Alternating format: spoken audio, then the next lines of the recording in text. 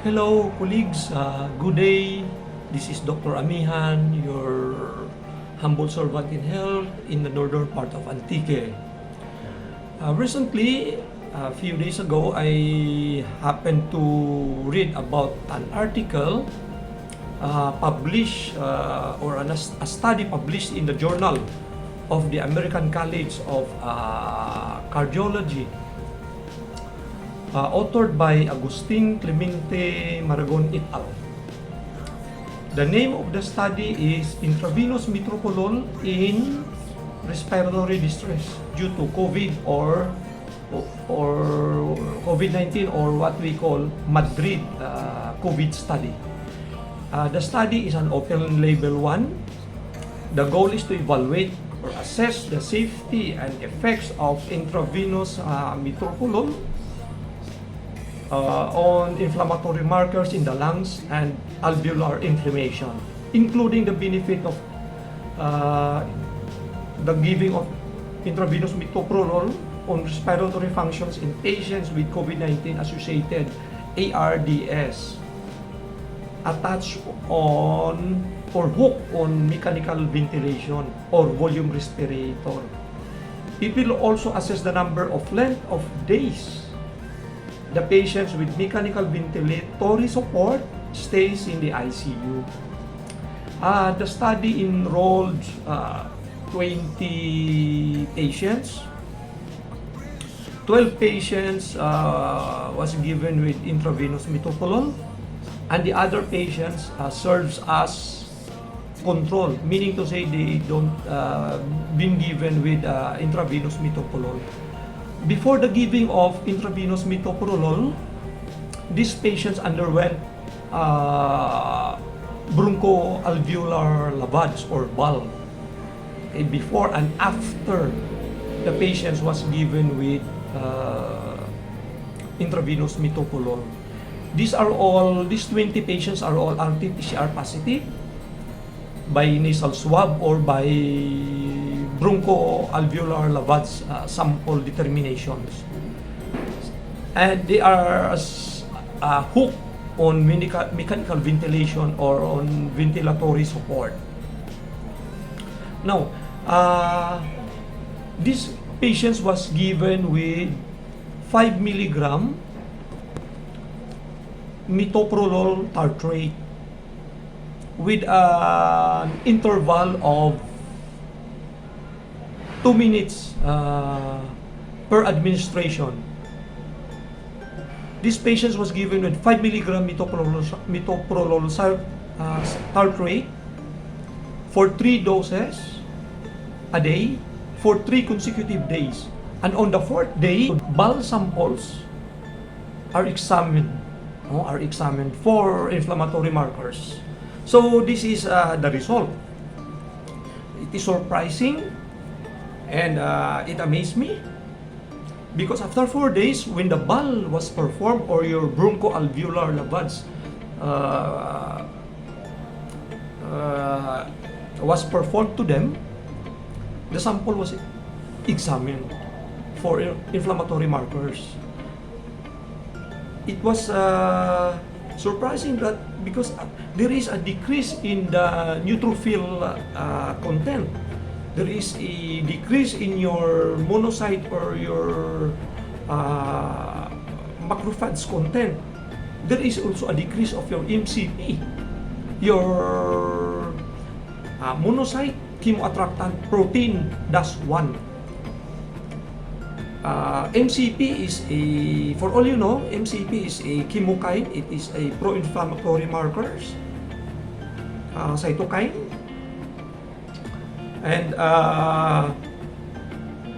it is responsible for the recruitment of your monocyte, macrophages, your memory cells, your dendritic cells to the sites of inflammations or to the sites of infection, injuries, to the site where your tumors and your cancers is located. So this is the function of your MCPs. Now, there is also a decrease in your circulating concentrations of interleukin 8 Your interleukin-8 is a pro-inflammatory cytokine. This is also involved in your ARDS in the lungs. There is also a decrease of your net formation. Your net formation stands for your neutrophil extracellular traps formation.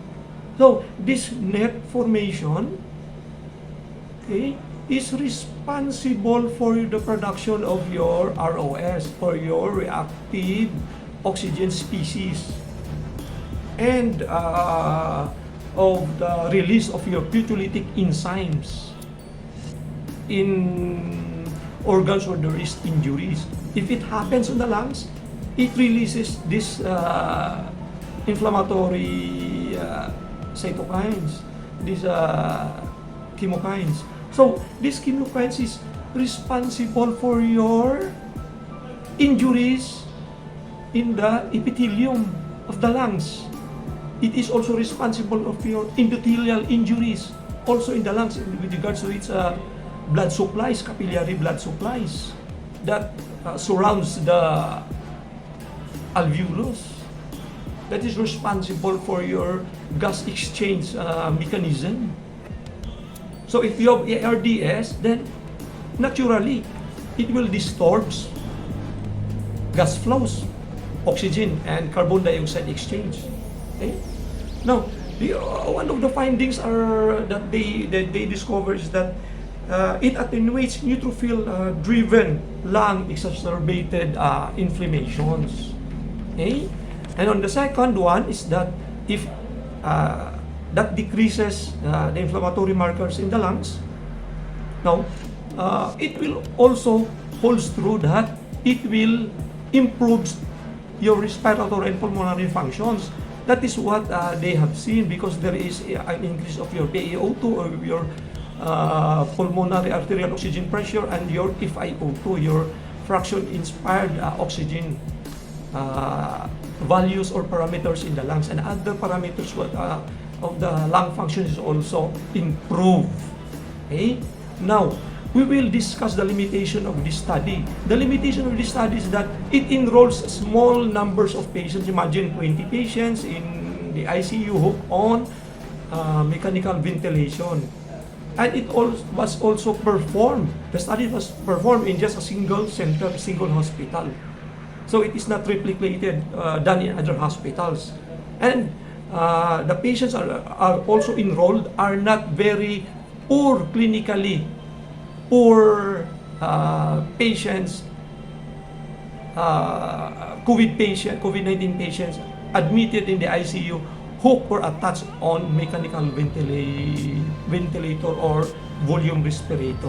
That is the limitation of the study. But in the conclusion, metoprolol is a cheap, readily available cardio or heart drug, inexpensive, and it is safe. And it is safe to be given in patients with severe or critical COVID-19 patients admitted in the ICU attached on volume respirator or mechanical ventilation. Likewise, it also improves lung functions. Okay? So that is the conclusion of the study. And if it improves patients' pulmonary function, then naturally it will decrease the length of stays of patients attached on VR in the ICU. Okay, in the ICU. So, based from this study, if given the chance, and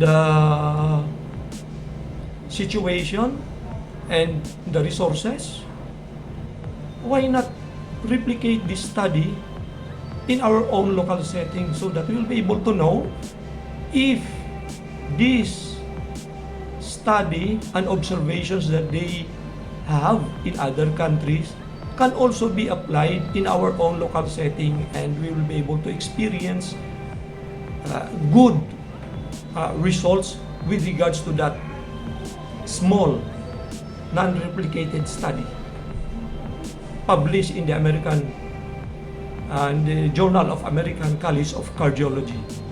Why not give it a try, colleagues? So, this is Dr. Amihan, once again, saying, be safe. May you have the best of everything. Godspeed, and thank you for watching. Bye.